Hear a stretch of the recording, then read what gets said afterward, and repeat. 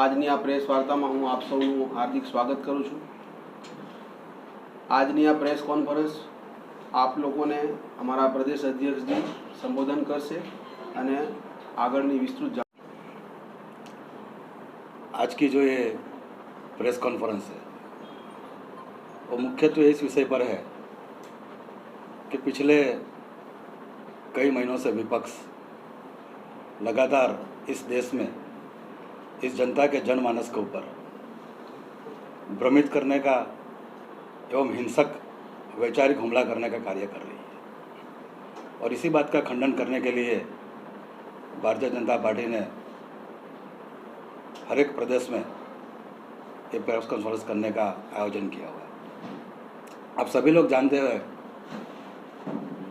कि पेट्रोल और डीजल के भाव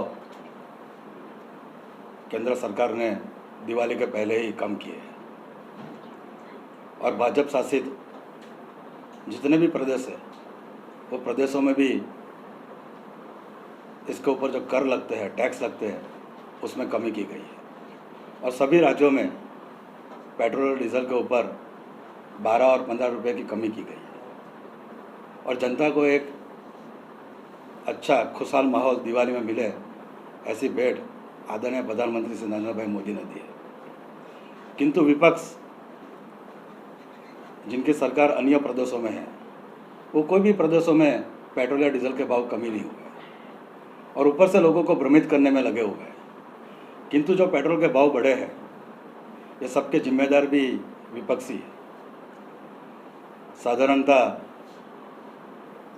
बैरल के भाव 40 और 50 यूएस डॉलर रहते हैं। ये 40 और 50 यूएस डॉलर के बजाय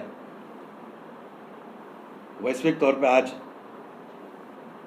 क्रूड ऑयल का रेट 84 रुपीज़ है, यानी 70% हाई क्रूड ऑयल का रेट है। बावजूद आदरणीय प्रधानमंत्री जी ने जनहित को सर्वोपरि मानते हुए, जहाँ एक बाजू क्रूड ऑयल वैश्विक तौर पर बढ़ रहा है, बावजूद उन्होंने 12 रुपये की कमी जनहित की और एक अच्छा सा संदेश पूरे देश में दिया है। किंतु विपक्ष इस बात को बचा नहीं रहा, नहीं अपने शासित राज्यों में वो कर कम कर रहा है और लोगों को भ्रमित करने का काम कर रहा है। साथ साथ ये जो पेट्रोल डीजल के भाव लगातार बढ़े हैं, इसका भी जिम्मेदार विपक्ष ही है। 2014 के पहले जब उनकी सरकारें थी, तब उनकी सरकार ने ऑयल बॉन्ड खरीदे थे। आज इस ऑयल बॉन्ड की कीमतें अरबों रुपए के ऊपर हो गई है और ये ऑयल बॉन्ड की प्राइस की भरपाई भी वर्तमान सरकार को करनी पड़ रही है। ज़्यादा कार्यकर्ता अपने घर से अन्य घर की ओर प्रयाण किया है। 100-125 से ज़्यादा महिलाओं के ऊपर यौन शोषण और रेप की घटना घटी है और 50 से ज़्यादा लोगों की हत्या की गई है। यानी पूरे देश में एक अराजकता फैलाने का माहौल चल रहा है। किस तरह लोगों को परेशान किया जाए, हिंसा की जाए और किस तरह ये पेट्रोल डीजल के भाव को गलत तरीके का बताकर देश की जनता को भ्रमित किया जाए। भारतीय जनता पार्टी इस प्रेस कॉन्फ्रेंस के माध्यम से विपक्ष की ये सभी कार्यशैली को खंडन करती है, ऐसे कार्यों का खंडन करती है और पार्टी सबको आश्वस्त करना चाहती है कि आने वाले दिनों में पार्टी सकारात्मक रूप से ऊर्जा से भरकर अच्छा वातावरण खड़ा करेगी और जो ये माहौल बना हुआ है, ये माहौल सुरक्षित रूप में आगे बढ़े, इस तरह का माहौल खड़ा करेगी। और जनता को जिस तरह प्रधानमंत्री जी ने कोरोना काल में मदद की है, उसी सकारात्मक और संवेदनशील सोच को आगे रखते हुए कार्य करती रहेगी।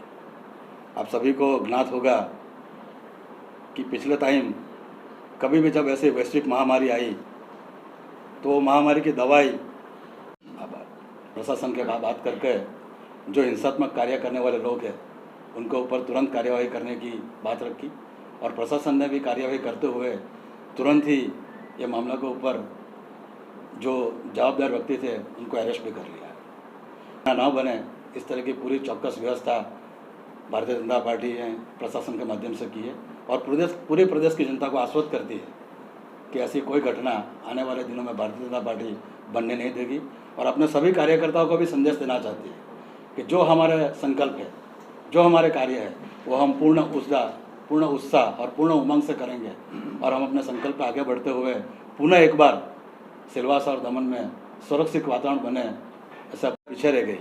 वहाँ हमने 2 विश्व स्तर की दवाई बनाई और खाली दवाई बनाई ऐसा नहीं है, 278 यानी 278 दिनों में 100 करोड़ से ज़्यादा लोगों को ये वैक्सीनेशन किया गया और आज देश में 108 करोड़ से ज़्यादा वैक्सीनेशन हो चुका है।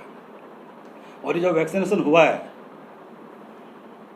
ये सभी की चर्चा पूरे विश्व में हो रही है। पूरा विश्व ये जानने को आतुर है कि किस तरह 100 करोड़ से ज़्यादा लोगों को वैक्सीनेशन दिया गया, क्योंकि 100 करोड़ लोगों को वैक्सीनेशन देना यानी इसकी प्रोडक्टिविटी बढ़ाना, इसकी डिस्ट्रीब्यूशन करके अलग अलग जगह के ऊपर स्वास्थ्य कर्मियों।